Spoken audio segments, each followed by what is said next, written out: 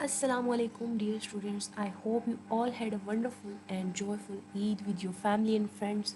After the Eid break, we are now starting our classes again. I hope you are all feeling refreshed and ready to continue learning. As you all know, हम लोग chapter पढ़ रहे थे let's make our road safer और हम उसकी review exercises कर रहे थे जो कि पहले 4 चैप्टर्स का हमारा रिव्यू था और हम वो कंटिन्यू कर रहे थे।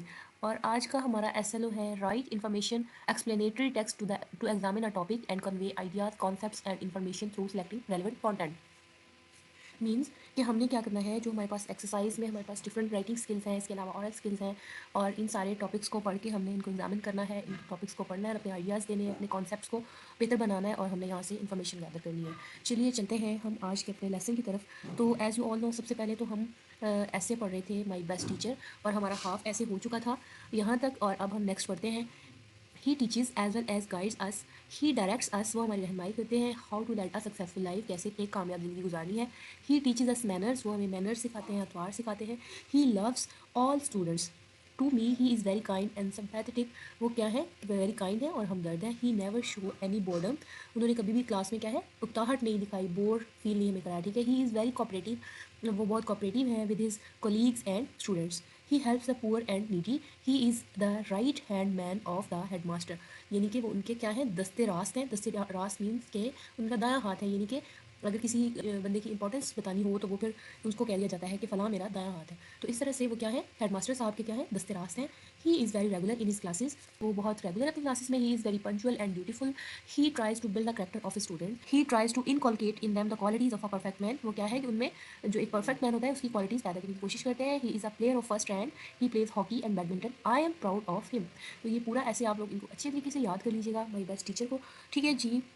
नेक्स्ट जो हमारे पास हमारा टारगेट है, आज का जो हमारा टेंस है वो है फ्यूचर परफेक्ट कंटिन्यूस टेंस, और इसकी उर्दू पहचान हमारे पास होती है ता रहा होगा, ती रही होंगी, ते रहे होंगे। ठीक है, या फिर हमारे पास होगा रहा होगा, रही होगी, ये भी हो सकता है और ये भी हो सकता है। जैसे कि अगर हम इसकी एग्जांपल देखें तो वो पढ़ रहा होगा, और अगर हम देखते हैं ती रही होगी तो वो काम करती रही होगी, वो खेलते रहे होंगे। ठीक है, अब इसका स्ट्रक्चर देखते हैं। सबसे पहले इसके एफर्मेटिव सेंटेंसेस जो हमारे पास होते हैं, उसका स्ट्रक्चर में सबसे पहले हमारे पास सब्जेक्ट होता है, फिर हमारे पास विल हैव बीन या फिर शेल हैव बीन हम यूज़ करते हैं, और फर्स्ट फॉर्म के साथ आईएनजी आती है और प्लस ऑब्जेक्ट। ठीक है, अब हम इसका सेंटेंस बनाते हैं।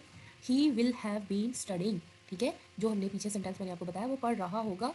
ही हमारे पास ही के साथ क्या आ गया, विल हैव बीन स्टडिंग। ठीक है, उसके बाद इसको नेगेटिव कैसे बनाना है, नेगेटिव बनाने के लिए हमने जो विल हैव बीन और शैल हैव बीन जो हमने यूज़ किया है, उसी में ही उसके दरमियान में हमने क्या करना है, नॉट लगा देना है। Subject plus will not have been और शैल नॉट हैव बीन। ठीक है, प्लस फर्स्ट फॉर्म के साथ क्या आएगा, आईएनजी आएगा।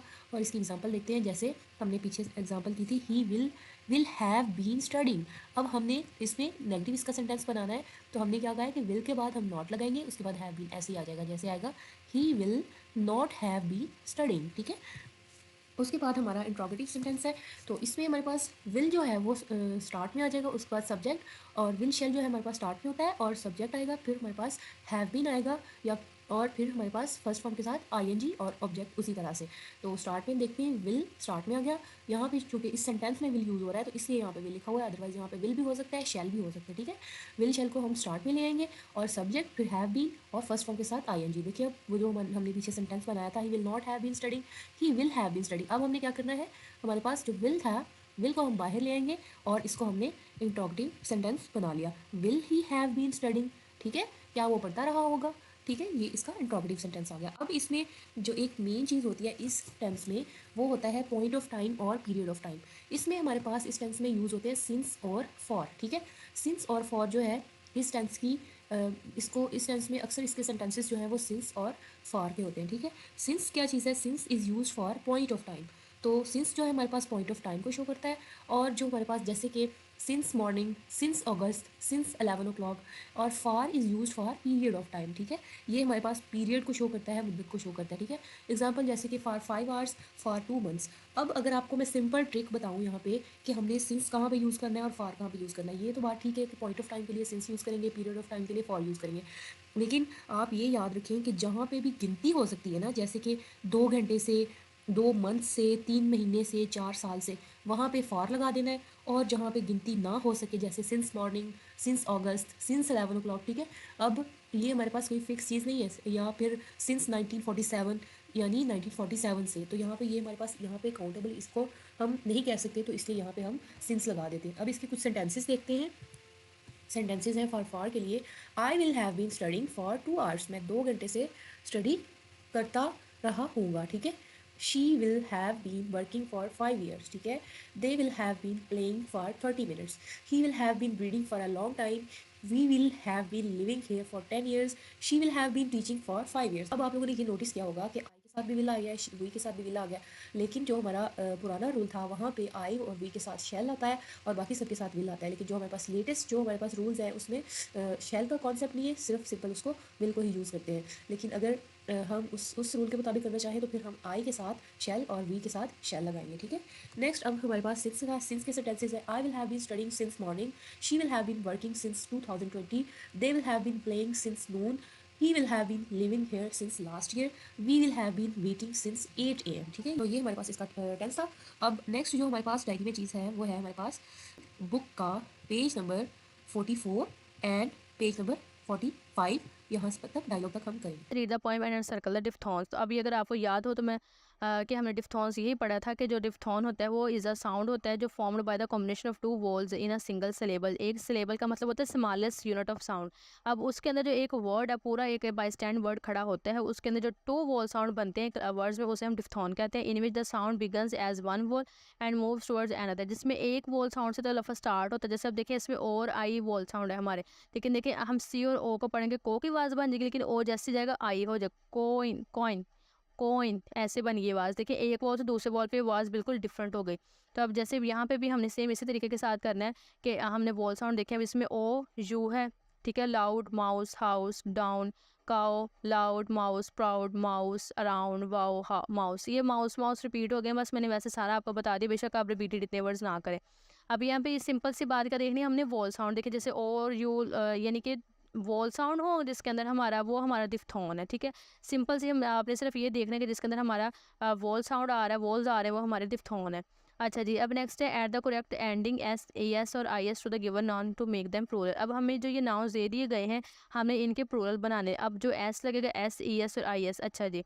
लेकिन अब इसमें सबसे पहले अगर आपको भी याद हो, आपने पीछे यूनिट में भी उसको पढ़ा था कि हमारे जो बनते हैं प्लूरल बनते हैं वो किस तरह से बनते हैं, उनके हमें कुछ रूल्स बता दिए गए थे कि अगर तो वर्ड्स हैं सिंपल, ठीक है, एक तो नॉर्मल सी बात है कि प्लूरल एस लगाने से बनते हैं, लेकिन ई एस कब लगेगा, ई एस तब लगेगा जब ऐसे अल्फाज जिनके इख्तिताम पे एस एच आ जाए और उसके बाद में हमारा सी एच आ जाए, हमारा डबल एस आ जाए, एक्स आ जाए। तो इस तरह के जो अल्फाज के एंड पे लेटर्स होंगे तब हम लगाएंगे ई एस, ठीक है। आपने याद रखना है, अगेन बता रही हूँ, जब S H C H X आ जाए, डबल एस आ जाएगा, सी एक्स आ जाएगा, तो तब हमने लगाना है हमारा ई एस लगाना है। और आई ई एस हमने कब लगाना था, जब हमारा ये वाई आएगा, ठीक है। जब वाई आएगा तो वाई को हमने आई ई एस में कन्वर्ट कर देना है। पिछले यूनिट में आई थिंक सो सेकंड में हम लोगों ने प्लूरल वाला पोर्शन किया था। अच्छा अब उसको करते हैं। देखिए अब जैसे स्लाइड है तो स्लाइड्स बन गया, क्योंकि इसमें तो कुछ सिंपल सी बात है, तो ये स्लाइड्स बन गया। अब स्टार है तो स्टार्स बन गया, हाउस है तो हाउसेज बन गया। लेकिन विश यहाँ पे ऐसा था तो ये विशेज बन गया, ई एस में चला गया। स्पाई है, ये स्पाइस बन गया, वाई को आई एस में कर दिया। और उसके बाद में क्रैश है तो क्रैशेज हो गया, एस एच था तो ई एस में हो गया। रिवर था, अब रिवर सिंपल था, और बेबी वाई था तो बेबीज़ बन गया। Again lady ladies, party parties, Y को आई एस में कर दिया। क्लास है तो क्लासेस है, फोक्स है तो फोक्सीज है, लंच है तो लंचेस। देखें सी एच एक्स और डबल एस, और इस वजह से हमने उनको जो है वो ई एस में कर दिया। अब देखें मेमोरी है, वाई है तो मेमोरीज, स्टोरी वाई है तो स्टोरीज़, कंट्री वाई है तो कंट्रीज़, ठीक है। कि ये हमारा इस तरीके के साथ हो गए। अच्छा जी, अब नेक्स्ट हमारे पास आ जाते हैं गिवन वर्ड्स जो दिए गए हैं आपको, उन्होंने आपने कहा है आपने इनको काउंटेबल और अनकाउंटेबल में लिखना है। तो काउंटेबल हमारे कौन से होते हैं जिनको हम काउंट कर सके सिंपली, और अनकाउंटेबल जिनको हम काउंट नहीं कर सकते। अब देखें मैंगोज़ को भी काउंट कर सकते हैं हम, कैरेट यानी कि गाजर, आम, टेबल्स मेज़, हाउस घर, फिश मछली, फ्रूट जो फल है, फ्लावर फूल है, ब्रेड है, और हमारी केक है हमारा, ठीक है। Apple, dress, lemon, grapes, cup, ये हमारे काउंटेबल नाउन इन्हें हम काउंट कर सकते हैं। लेकिन ये अनकाउंटेबल जैसे सैंड, रेत है, साल्ट नमक है, एयर हवा, जूस है, शुगर है, राइस है, स्नो है, चीज़ है, मनी है, ग्रेस है, ऑयल मीट, इनको हम काउंट नहीं कर सकते। अच्छा अब अगर आपके माइंड में एक क्वेश्चन ये आ जाए मनी का, कि मनी को तो हम काउंट कर सकते, तो हम मनी को काउंट नहीं कर सकते। हम अब ये तो नहीं ना कहते कि मुझे एक रकम दो, मुझे दो रकम दो, तीन रकम दो, हम ये बात नहीं करते। हम कहते हैं हमें, हम जब उसका कॉइन मनी की हर एक की जो करेंसी होती है ना, जैसे हम उसको हम काउंट करते हैं, जैसे $1, $2, $1, $3 या ₹5, ₹10, ये इस चीज़ को हम काउंट कर, लेकिन जब ये मनी इस सेंस में आएगा फिर हम इसको काउंट नहीं कर सकते। अच्छा जी, नेक्स्ट अभी हमारे पास डायलॉग है, and add appropriate pronoun where needed. अब प्रोनाउन आपको पता है, बताया हुआ है कि क्या होते हैं, कि जब हम नाउन को रिप्लेस करते हैं तो ये प्रोनाउन बन जाता है उसको।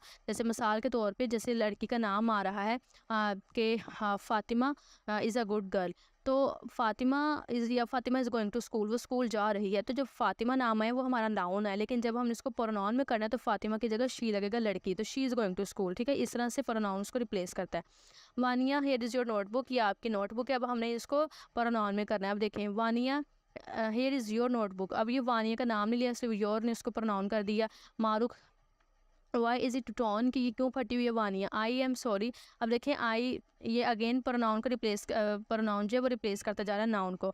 आई एम सॉरी, मुझे माफ़ कर दो। My younger brother did this, मेरे भाई ने ये कर दिया। Maroof, but it is your responsibility to keep it safe, मगर ये आपकी जिम्मेदारी थी कि आप इसको महफूज रखती, संभाल के। Wania, I have tape the torn pieces, pages के जो फटे हुए पेजेस थे मैंने उनको टेप कर दिया। मारूफ, थैंक्स फॉर इट, तो उसके लिए शुक्रिया, बट नेक्स्ट टाइम, अगर अगली दफ़ा, I will not give you anything of mine, अगर मैं अपनी आपको कोई चीज़ नहीं दूंगी। Wania, but why. Maroof, I ask you to keep my notebook safe, कि मैंने अपनी नोटबुक को महफूज रखने के लिए आपको कहा था। You did not keep your promise, मगर आपने अपना वादा नहीं रखा। Wania, I will be careful next time, कि मैं अगली दफ़ा जो हूँ वो मोहतात रहूँगी।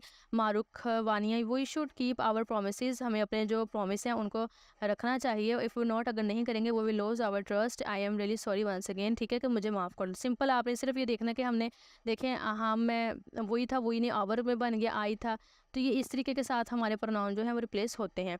अब आपका होमवर्क है practice future perfect continuous tense, write at least 10 sentences. ठीक है, आपने होमवर्क क्या करना है कि फ्यूचर परफेक्ट कंटिन्यूस टेंस जो है उसको राइट करना है, और उसके कम से कम आपने 10 सेंटेंसेस लिखने हैं। आपकी ग्रामर पे भी फ्यूचर परफेक्ट कंटिन्यूस टेंस की एक्सरसाइज दी गई है।